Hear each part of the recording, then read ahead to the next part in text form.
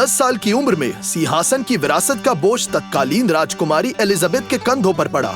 ये तब था जब उसके चाचा एडवर्ड ने त्याग किया था और उसके पिता जॉर्ज 6 राजा बने थे। तब से उत्तराधिकारी का पूरा जीवन ब्रिटिश लोगों की सेवा के लिए समर्पित रहा है, लेकिन एक दिन वह पूर्ण स्वतंत्रता की हवा में सांस लेने में कामयाब रही।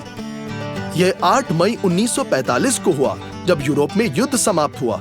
लंदन में हजारों लोग इस कार्यक्रम का जश्न मनाने के लिए सड़कों पर उतरे और राजा और रानी ने प्रधानमंत्री विंस्टन चर्चिल और उनकी 2 बेटियों के साथ बकिंगम पैलेस की बालकनी से उनका अभिवादन किया। शाम के समय एलिजाबेथ और उसकी छोटी बहन मार्गरेट ने शाही प्रोटोकॉल को तोड़ने का फैसला किया और जयकार करने वाली भीड़ में शामिल होने के लिए महल को गुप्त छोड़ दिया। यह ज्ञात नहीं है कि उनके माता पिता इस बारे में जानते थे या नहीं, लेकिन गार्ड अधिकारियों और शासन ने भगोड़ों की मदद की।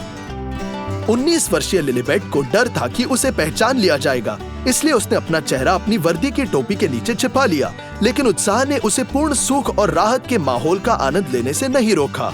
अजनबियों के तार शहर के माध्यम से चले गए, हाथ पकड़ते हुए, और लड़कियां लंदन की सड़कों के माध्यम से कई मील तक उनके साथ चली गई।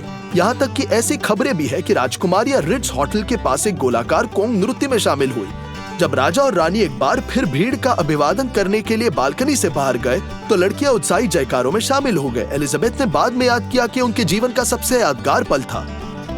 युद्ध की समाप्ति के साथ महिला आत्मरक्षा इकाई में भविष्य की रानी की सेवा भी समाप्त हो गई।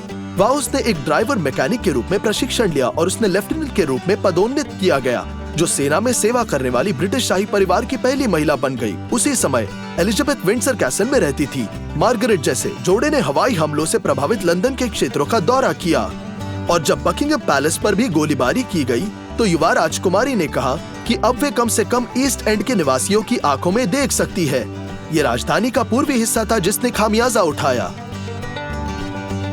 और 8 मई 1945 के यादगार दिन और 2015 में महल से 2 राजकुमारियों के भागने के बारे में रॉयल मेड आउट नामक एक फीचर फिल्म की शूटिंग की गई थी। ये जाहिर है एक विषय और एक कलात्मक कथा पर ये कल्पना है, क्योंकि कथानक के अनुसार शाम एक रोमांटिक परिचित के साथ समाप्त हुई थी। और भी इनकंसिस्टेंसीज है। क्या आप ऐसी फिल्म देखेंगे?